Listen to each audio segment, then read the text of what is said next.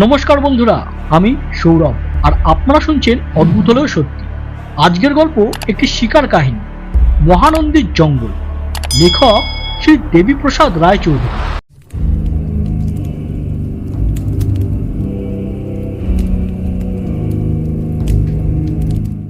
Rest হাউসে আস্থানা গাড়বার জন্য সদল বলে চলেছিলাম। গ্রাম ছাড়িয়ে সবে জঙ্গলের রাস্তায় উঠেছি। অযথা ঝিমো আমার কুকুর পাশের ঝোপের দিকে খানিকটা গিয়ে ডেকে উঠল ত্রাসের ভয়ে।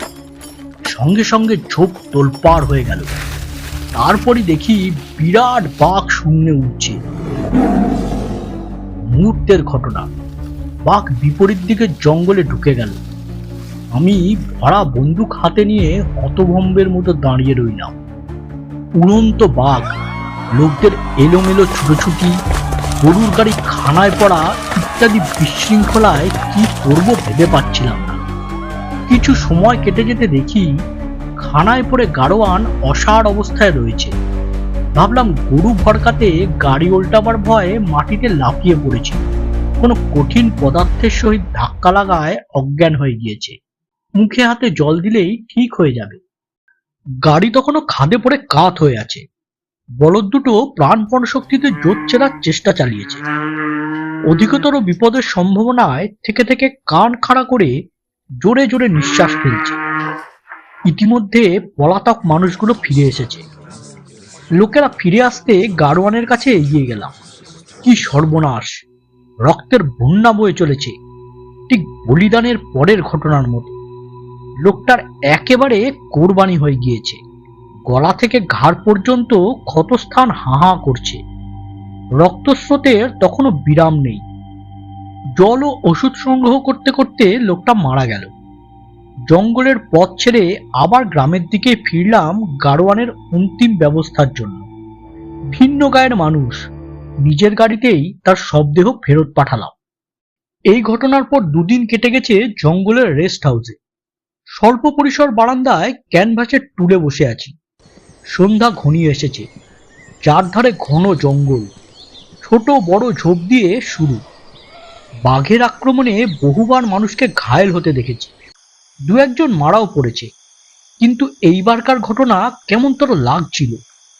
দিনের বেলা অতগুলি লোকের মাঝে বাঘ লাফায় এবং ওরা অবস্থায় মানুষকে কোরবানি করে যায়, কখনো দেখিনি। ঘটনাটা সচক্ষে না দেখলে ভোজবাজি বা স্বপ্নের কথা মনে হতো। বসে বসে বাঘের কথাই ভাবছিলাম। তৃতীয় শ্রেণীর অস্থায়ী রেস্ট হাউস জঙ্গলি এলাকায় বাতিলের সংখ্যায় পড়লে কি অবস্থায় দাঁড়ায় তা যারা নিজেরা ব্যবহার না করেছেন তাদের নিকট বর্ণনা দেওয়া বৃথা। সংক্ষেপে স্থানটি আশ্রয় অপেক্ষা বিপদসংকুল বেশি। তবু ঝড় বৃষ্টি থেকে বাঁচতে হলে ফুটো ছাদ এবং ফাটা দেওয়ালই যথেষ্ট। বারান্দায় বসেছিলাম। ঝিমো হ্যারিকেন লণ্ঠনের পাশে লেজ কুকড়ে শুয়ে থেকে থেকে জঙ্গল এবং আমার দিকে তাকাচ্ছে। কেমন একটা আশ্রয়ের আবেদন। লেজটা একেবারে গুটানো, অশুভ লক্ষণ। ঘরের পাশ থেকেই জঙ্গল শুরু। যেদিকে তাকানো যায় সেই দিকেই আতঙ্কের সম্ভাবনা সজাগ হয়ে আছে। এখানে বাঘের যে আচরণ দেখেছি তাতে বেপরোয়ার মতো হঠাৎ যে কোনো ঝোপ থেকে মুখ বার করলে রাইফেল তুলে টিপ করবারও সময় পাবো না। জঙ্গল ও বারান্দার মাঝে যে ব্যবধান তাতে 10 গজের বেশি নয়। ভেবে দেখলাম ঘরের ভিতরই ঢোকা ভালো। ঘরের ভিতরেও কি বেশিক্ষণ থাকার জো আছে? চামচিকের উৎকট গন্ধে এমন ঝাঁঝ যে কিছুক্ষণ পরেই দম বন্ধ হবার উপক্রম হয়। তবু উঠতে হলো। ঘরের ভিতর একটিও জানলা নেই। সৌভাগ্যক্রমে চালার একটা কোণ ঝড়ে উড়ে গিয়েছিল। তা না হলে দরজা বন্ধ করলেই বাসস্থানটি অন্ধকূপে পরিণত হতো। দরজাও কি ছিল ছাই? এখানে এসে আমাদের তৈরি করে নিতে হয়েছে, বাঁশের টাটির সঙ্গে শুকনো ঘাস লাগিয়ে। কোনো প্রকারে যৎ সামান্য আড়ালের ব্যবস্থা মাত্র। একটি মাত্র লণ্ঠন, অপরটি দলের লোক গ্রামে নিয়ে গিয়েছে রান্নার ব্যবস্থার জন্য। গ্রাম রেস্ট হাউস থেকে 1 ফার্লাংও হবে না, ডাক দিলে সাড়া পাওয়া যায়। ঘরের ভিতর আলোটা নিয়ে ঢুকতে যাওয়ার সময় ঝিমোর ব্যবহার বেশ খটকা লাগিয়ে দিল। হঠাৎ সামনের ঝোপটার দিকে রোখাভাবেই ফিরে দাঁড়িয়েছিল। বেশ বুঝলাম এগিয়ে যাবার জন্য প্রস্তুত হয়ে উঠেছে। পরক্ষণে লেজ গুটিয়ে আমার পিছু নিল। ভিতরে এসে টাটির দরজা পাশের মোটা খাম্বার সঙ্গে ভালো করে দড়ি দিয়ে বেঁধে দিলাম। পাতা ক্যাম্প খাটে বসতেই ঝিমো গা ঘেঁষে দাঁড়ালো। বন্ধু আমার এককালে দুর্দান্ত ছিল। লেপার্ডের সঙ্গে মল্লযুদ্ধের পর এমনভাবেই ঝিমিয়ে গিয়েছে যে ঘা সেরে গেলেও ঘটনার স্মৃতি আজও ভুলতে পারেনি। তবু ওকে সঙ্গে রাখি। বিপদের সম্ভাবনা সন্নিকটে জানলে উপযুক্ত সময় সাবধান করে দেয়। আলোটা কাছে নিয়ে অসমাপ্ত প্রবন্ধের পাতাগুলো গোড়া থেকে চোখ বুলিয়ে নিলাম। শিকারে না গেলে লেখা বা পড়াই আমার বনবাসের প্রধান সাথী। যুক্তি ও মীমাংসার আত্মপ্রশ্নে অনেকটা সময় কেটে গিয়েছিল বোধহয়। বাস্তবের ডাকে ঘড়ির দিকে তাকালাম। রাত হয়ে গিয়েছে। ক্ষুধার তাড়না প্রবল হয়ে উঠেছে। প্রবন্ধ পাঠ বন্ধ করে লোকগুলো এখনো আহার নিয়ে এলো না কেন ভাবতে লেগে গেলাম। জঙ্গলিরা আশ্বাস দিয়ে গেছে আলো সঙ্গে থাকলে এবং দলে ভারী হলে যে কোনো সময় তারা জঙ্গলের রাস্তা দেখিয়ে দেবে। প্রতিশ্রুতি রক্ষার দৃষ্টান্ত ক্রমান্বয়ে আমাকে রাগিয়ে তুলছিল। অদমনীয় ক্ষুধা মারমুখী হয়ে উঠেছে। ভিতরের জ্বালা বাইরে প্রকাশের জন্য প্রস্তুত হয়ে উঠেছি। একবার ওরা এলে হয়। সময় কেটে যেতে লাগলো। কেউ এলো না। রেগে এক গ্লাস জলই খেয়ে ফেললাম। এই সময় গ্রামে হই হই চিৎকার উঠল। তার সঙ্গে কুকুরের আর্তনাদ। অনুমান করলাম হয়তো লেপার্ড কুকুর নিতে এসেছিল। ঠিক ব্যাপারটা কি চিৎকার থেকে বোঝবার চেষ্টা করছি। কয়েক মিনিট কেটে গেছে। এমনি সময় ঝিমো বন্ধ দরজার দিকে তেড়ে গিয়ে ডেকে উঠল। কান খাড়া ও নাসারন্ধ্র বিস্তারিত করে গন্ধ শোকা এবং তার সঙ্গে ওই ডাকের মানে আমি বুঝি। কাল বিলম্ব না করে খাট থেকে নামলাম। তোনলা বন্দুকে এলজি টোটা পুড়ে টাটি সংলগ্ন শুকনো ঘাস সন্তর্পণে সরাতে টর্চ লাগানো বন্দুকের নল বাইরে বার করতে অসুবিধা হলো না। বন্দুকে লাগানো টর্চের ব্যাটারির শক্তি নিঃশেষিত হয়ে গিয়েছিল, তাই ভিন্ন টর্চ ব্যবহার করতে হলো। একটু অসুবিধার মধ্যে পড়েছিলাম। এক হাতে টর্চ, অপর হাতে বন্দুক। তবে বন্দুক টাটির রেস্টের ওপর ছিল। গুলি চালাবার কোনো অসুবিধা হতো না। বন্দুকের বাঁট বগল দাবায় নিয়ে বাঁ হাতে টর্চের সুইচ টিপলাম। সামনে আলো পড়তেই দুটো জ্বলন্ত আগুনের গোলা বারান্দার কিনারা থেকে দরজার দিকে যেন উড়ে এলো। তার সঙ্গে যে গর্জন শুনেছিলাম তা লিখে প্রকাশ করার শক্তি আমার নেই। পরক্ষণেই সব নিস্তব্ধ। দরজার ঝাঁকুনিতে টর্চ হাত থেকে পড়ে গেছে। বন্দুক তখনও ধরে আছি। ট্রিগার টিপবার সময় পাইনি। দৃষ্টি সামনে রেখেই বন্দুক সংলগ্ন আলো জ্বাললাম। ঝাপসা আলোয় কোথাও কিছু দেখতে পেলাম না। টাটির দরজা দোফালা হয়ে গিয়েছে। নিচু হয়ে বড় টর্চ তুলে নেবারও সাহস নেই। বন্দুকের আলোয় চারধারে ঘোরাতে লাগলাম। আলো ঝাপসা হলো। চোখের উপর পড়লে প্রতিচ্ছটায় নিশানা করার অসুবিধা হবে না। আলো পড়লে বাঘের চোখ জ্বলে। কিছু পাওয়া গেল না বলে নিশ্চিন্ত হওয়ারও উপায় নেই। বুকের ভিতর দারুণ আলোড়ন চলছে। মাটিতে জীবন্ত বাঘের সহিত ঘনিষ্ঠ সহবাস। তার উপর আক্রমণের পথ বাধাহীন। সময় কিভাবে কাটছিল বলা শক্ত। একটি থাবার আঁচড়ে দরজার বাধা যেভাবে তিরোহিত হয়েছে তা যদি নখি জানতো তাহলে এতক্ষণ আমার মাথাটা বাঘের মুখেই থেকে যেত। শিকারে এইরূপ আবেষ্টনীর ভিতর কখনো পড়িনি। থেকে থেকে টর্চের সুইচ টিপে চলেছি। আক্রমণকারীকে ভয় দেখানোর ওই এক অবলম্বন। অকস্মাৎ মাথার উপরে ধমকা হাওয়ার অনুভূতিতে চালার খোলা জায়গাটার দিকে দৃষ্টি পড়ল। উন্মুক্ত স্থানটি মাটি থেকে 4-5 হাতের উপরে হবে না। যতটা জায়গা খালি হয়ে গিয়েছে তার পরিধিও কম নয়। মাটিতে হলে অক্লেশে দুটো মোষ পাশাপাশি যাতায়াত করতে পারে। আতঙ্কিত হয়ে উঠলাম। বাঘ যদি ওই পথ দিয়ে ঘরের ভিতর লাফিয়ে আসে। অভিজ্ঞতা থেকে জানি আতঙ্কের কোনো ভিত্তি ছিল না। কারণ সাবধানী বাঘ বিপদের আশঙ্কা থাকলে ঘরের ভিতর বিপদ দিয়ে কখনো ঢোকে না। কিন্তু জন্তুটি মানুষের গা ঘেঁষা জীব। একটু আগেই তো বারান্দায় বসেছিল। ওর দ্বারা কি অসম্ভব বা সম্ভব অনুমান করা শক্ত। সুতরাং দুদিকেই দৃষ্টি রাখার দরকার বোধ করলাম। সোজা পথ অপেক্ষা বিপথের বিপদই আমাকে বেশি আশঙ্কান্বিত করে তুলেছিল। সামনে দিয়ে এলে দরজা ভাঙতে একটু সময় নেবে, শব্দ হবে। তাছাড়া প্রস্তুত অবস্থায় বন্দুকের নলের সহিত সংস্পর্শে না এসে উপায় নেই। উপর দিয়ে এলে শূন্যেই গুলি চালানো দরকার, অন্যথায় মৃত্যু অনিবার্য। টাটির বাইরে বন্দুক বাগিয়ে বসে রইলাম। জালার বাইরে আকাশ গাঢ় মেঘে ভরে গিয়েছে, টিপ টিপ করে বৃষ্টি পড়ছে। সব অবস্থাতেই মানবের সমস্যা কাটে, আমারও কাটছিল। বিপদ প্রতিনিয়ত মনের দরজায় ঠোকা দিলে আশঙ্কা অনেকটা গা সওয়া হয়ে যায়। বাঘের আক্রমণ সম্বন্ধেও আমিও কতকটা বেপরোয়ার মতো হয়ে আসছিলাম। একটু অন্যমনস্ক হয়েছিলাম বোধহয়, কিংবা বসে বসে তন্দ্রার ঘোর এসেছিল বলতে পারি না। এই অবস্থায় দূরে মোটর বাস চলার শব্দ শুনলাম। গা ছমছম করে উঠল। এই গভীর জঙ্গলে 20 মাইলের ভেতরেও তো মোটর চলার উপযুক্ত রাস্তা নেই। ভোঁ ভোঁ আওয়াজ নিকটে চলে আসছিল। ভয় কাটিয়ে উঠবার জন্য ভাবলাম হয়তো দূরে বিমান পথে যাত্রী চলেছে।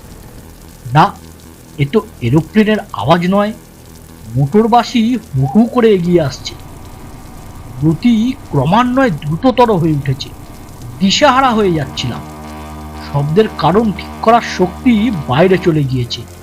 বেশিক্ষণ সময় কাটেনি, শব্দ আমাকে চারধারে ঘিরে ফেলেছে। ঘরের বাইরে চারপাশে ঘুরছে। থেকে থেকে চালার খোলা জায়গায় আওয়াজ বেড়ে চলেছে। কান পেতেছিলাম। ভৌতিক রহস্য উদ্ঘাটিত হয়ে গেল। আওয়াজ জঙ্গলি মশার ডাক। লক্ষ লক্ষ বিষাক্ত কীটের বাহিনী আমাকে ঘিরেছে। মনে পড়ে গেল ছেলেবেলায় পড়া ছবি ও গল্পের কাহিনী। মৃত্যু অতি নিকটে এসে সশব্দের ডাক দিয়ে চলেছে। রাজদণ্ডে ফাঁসির হুকুমের পর মৃত্যুর অপেক্ষায় দণ্ডিতের মন বোধহয় আমার মতোই হয়ে থাকে। পলে পলে মৃত্যু এগিয়ে আসতে থাকে। হয়তো মানুষ তখন বাঁচা ও মরা সম্বন্ধে নির্লিপ্ত হয়ে যায়। আমি কতকটা নির্লিপ্ততার আশ্রয় পেয়েছিলাম। হাল ছেড়ে দিয়ে বসে আছি। চমক ভাঙল। পিছনে ঝড়ের শোঁ শোঁ শব্দ শুনতে পেলাম। গাছে গাছে ঠোকাঠুকি ও পাতার ঘর্ষণ দূর থেকে নিকটে এসে পড়েছে। মশার বাহিনীর ভয়াল গুঞ্জন আর শুনতে পাচ্ছি না। অল্পক্ষণের ভিতরই ঝড় ধ্বংসমুখী হয়ে উঠল। স্পষ্ট দেখছি ঘোড়ো চালের উত্থান পতন। একবার সমস্ত ছাউনিটাই উড়ে যাওয়ার মতো হয়েছিল। চালের উত্থান পতনের সঙ্গে বৃষ্টিপাতের ন্যায় উপর থেকে বৃশ্চিক পতন শুরু হলো। আমার চারধারে ধাবমান বিছে, বেশিরভাগই বিরাটাকায় কালো লোমশ কাঁকড়া বিছের জাত। তখন মশা ও বাঘের কথা ভুলেছি। অগুন্তি বিছের জ্বালাময় কামড় থেকে আত্মরক্ষার জন্য অস্থির হয়ে উঠেছি। একটি মাথার উপরে এসে পড়ল। কালক্ষেপ না করে ক্যাম্প খাটের উপর রাখা শোলা হ্যাট দিয়ে মাথা ঢাকলাম। হিতে বিপরীত ঘটল। হ্যাটের ভিতরেই অল্প বিস্তর দাঁড়াযুক্ত কীটের চলাচল অনুভব করলাম। টুপি খুলে দেখি বিছেই বটে, তবে কাঁকড়া নয়। মাটিতে টুপি ঠুকে সেটার কবল থেকে মুক্তি পেতেই টাটি সংলগ্ন শুকনো ঘাস সংগ্রহ করে আগুন জ্বালিয়ে দিলাম। তারপর জ্বলন্ত ঝাঁটা ঘর ঝাঁট দেওয়ার মতোই মেঝেতে আমার চারপাশে ঘোরাতে লাগলাম। ফল ভালোই হলো। ধাবমান বৃশ্চিকগুলি আগুনের থেকে দূরে সরে গেল। ইতিমধ্যে ঝড়ের বেগ কমেছে। বৃষ্টির ফোঁটা বাড়তে বাড়তে মুষল ধারায় বর্ষণ শুরু হলো। ছাঁটে জ্বলন্ত ঝাঁটা ভিজে গেছে। দেখতে দেখতে ঘরের ভিতর গোড়ালি পর্যন্ত জল জমা হয়ে গেল। এ অবস্থায় উবুর হয়ে কতক্ষণ বসে থাকা যায়? হ্যারিকেন লণ্ঠন তুলে খাটের উপর দেখে নিলাম সেখানে কোনো বিছে নেই। উপরে পড়লেও হয়তো নেমে গিয়েছে। নেমে গেলেও উঠে আসতে কতক্ষণ? নিচে সব জল। বিরক্ত বোধ করতেই গতি ঊর্ধ্বগামী করে দিলাম। ও কথা ভেবে লাভ নেই। উঠে পড়লাম খাটে। ঝিমোকেও ডেকে নিলাম। রাত তখন 2টো বেজে গেছে। ঘুমে চোখ জুড়ে আসছে। বৃষ্টি অনেক কম। জলের ঝাপটায় ভিজে চুপচুপে হয়ে গিয়েছি। কেবল মাথা আর বুক বাঁচাতে পেরেছিলাম। খাটে বাবু হয়ে বসতে আরাম একটু বেশি মাত্রায় উঠেছিল। তন্দ্রায় মাঝে মাঝে ঢুলে পড়ছি। দৈহিক ও মানসিক অবসাদে জড়বৎ হয়ে গিয়েছি। এরই ভিতর ঘড়ির কাঁটা 3টের ঘর পার হয়ে গেল। খাটের উপর বাঁধা হোলডল ছিল। টেনে নিয়ে তার উপর দেহভার এলিয়ে দিলাম। মিনিট খানেকও কাটেনি, আবার গ্রামে চিৎকার শোনা গেল। একটু পরেই দেখি ওইদিকে আগুন ধরানো হয়েছে। হই হই চিৎকার, তার সঙ্গে আগুন। কিছুমাত্র সন্দেহ রইল না, বাঘ এবার কাজ হাসিল করেছে। লেপার্ডের অভ্যর্থনায় জঙ্গলিরা অত ধুম করে না। লোকেদের চিৎকার, কাঠে কাঠে ঠোকাঠুকি চলেছে। বন্দুক হাতে নিয়েই বসে আছি। কতক্ষণ ওইভাবে কেটেছিল মনে নেই। শেষ পর্যন্ত ঘুমিয়ে পড়েছিলাম। পরের দিন ঘুম যখন ভাঙলো তখন রোদ উঠে পড়েছে। লোকেরা ঘরের সামনে জটলা শুরু করে দিয়েছে। বাইরে এসে দেখলাম সকলেই সাংঘাতিকভাবে উত্তেজিত। বুঝলাম অনেক কিছু বলার আছে। প্রশ্নের দরকার হলো না।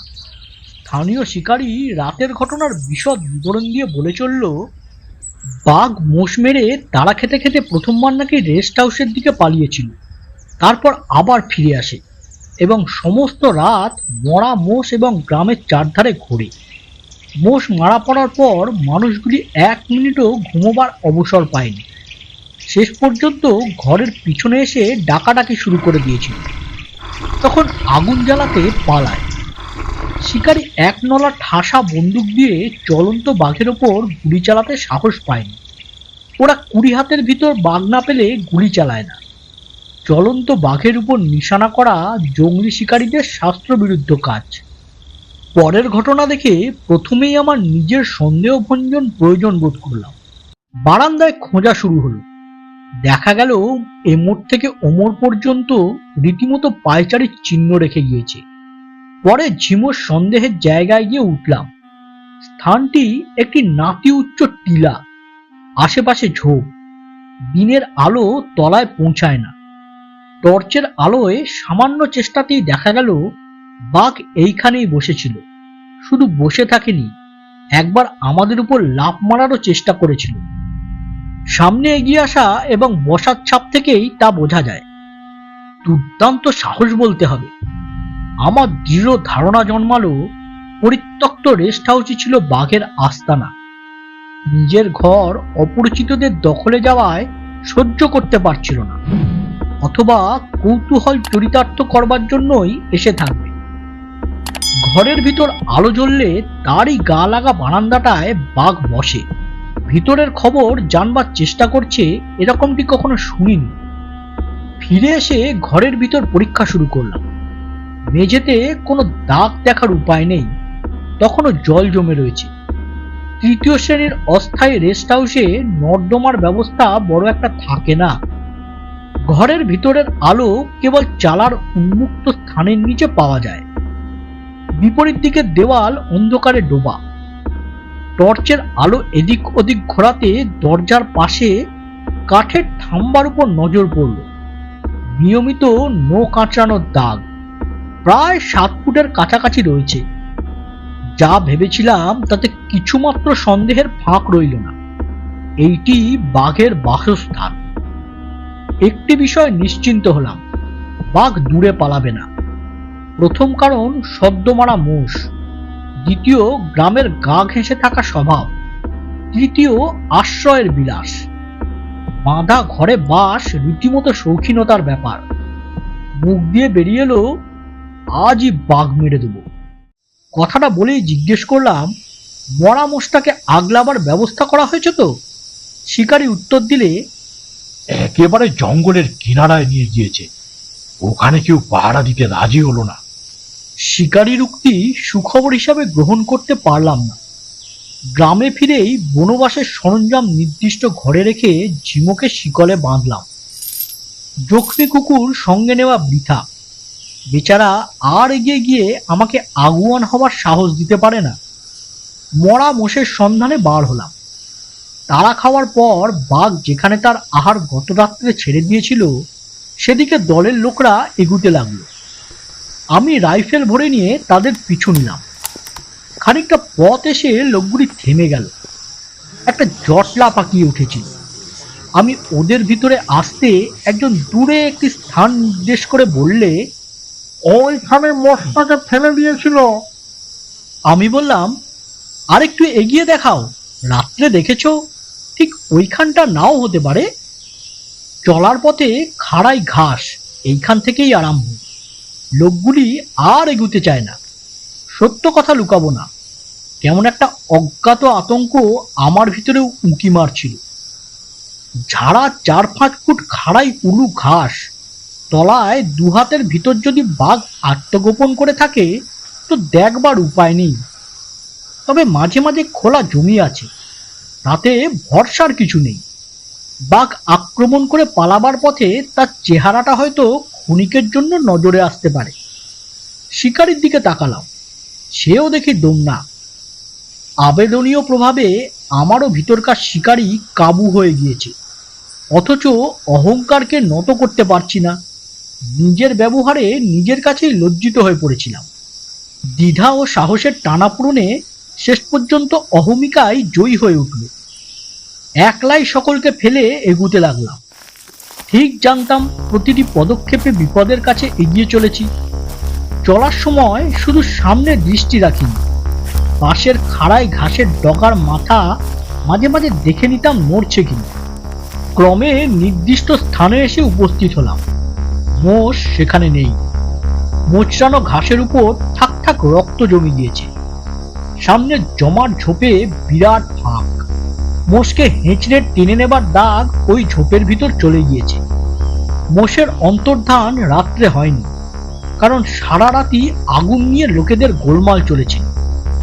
ঝোপের উন্মুক্ত স্থান আর পিছনের জঙ্গল ভীতিপ্রদ রহস্যে পূর্ণ হয়ে উঠেছে। অনুমান করলাম সকালে ঘণ্টাখানেকের ভিতরেই বাঘ এই ঘটনাটি ঘটিয়েছে। নিজের বাড়িতে স্থান না পেয়ে আহারের কাছেই ফিরে এসেছিল। লোকগুলি আমার কাছে আসবার যে সুযোগ ও সুবিধা পেয়েছিল তা কাজে লাগিয়েছে। একটু আগেই যদি এখান থেকে টেনে নিয়ে গিয়ে থাকে তাহলে মাংস খাদক এইখানেই আছে। অনুমানে আরো অনেক কিছু দেখলাম। হঠাৎ বুকের ভিতর ঢিপ ঢিপ করে উঠল। ভেবে দেখলাম সাহসকে বোকামির পর্যায়ে ফেলার কোনো মানে হয় না। একলা এরকম গাঢ় জঙ্গলে খুঁজতে বার হলে যে কোনো মুহূর্তে বাঘের সঙ্গে কোলাকুলি হয়ে যেতে পারে, কিন্তু গুলি চালানো যায় না নিশানার জন্য। একটু ফাঁকা জায়গা দরকার। ফিরে এলাম দলের মাঝে। জঙ্গলিদের বললাম, কতগুলি লোক আনতে পারলে এখনই বাঘটাকে পাওয়া যায়। একান্তই যদি এখন পালায় তো সন্ধান নিতে ঠিক ফিরে আসবে। ন্যাচারাল কিলের আকর্ষণ বড় সাংঘাতিক। কেবল মারা মোষটা খুঁজে বের করার অপেক্ষা। যে ঝোপের ভিতর টেনে নিয়ে গিয়েছে সেখানে মানুষ ঢুকতে পারে না। মোষকে এগিয়ে দিয়ে জঙ্গল ভাঙতে হবে। প্রস্তাব মাঠে মারা পড়ল। কোনো জঙ্গলি পুরো দামের বিনিময়েও মোষ দিতে রাজি হলো না। ফাঁপড়ে পড়ে গেলাম। কোনরূপ সাবধানতা না নিয়ে নিশ্চিত বিপদকে সহায় করার কিছুতেই মন সায় দিচ্ছিল না। অপরদিকে অহমিকা আমাকে কষাঘাত করে চলেছে। পুরাতন শিকারীর নির্লজ্জ আত্মপ্রকাশে আমাকে নত করে ফেলেছিল। এমনি আত্মপ্রশ্নের চাবুক খেয়ে জর্জরিত হয়ে বাঁচার চেয়ে মৃত্যুকে বরণীয় করে নিলাম। আজই বাঘ মেরে দেব। পুনরায় ঝোপের দিকে মোষের সন্ধানে চলতে লাগলাম। লোকদের কাছ থেকে খানিকটা দূরে এসে পড়েছি। এমনি সময় কে একজন পিছন থেকে শের শের শের শের শের শের বলে চিৎকার করে উঠল।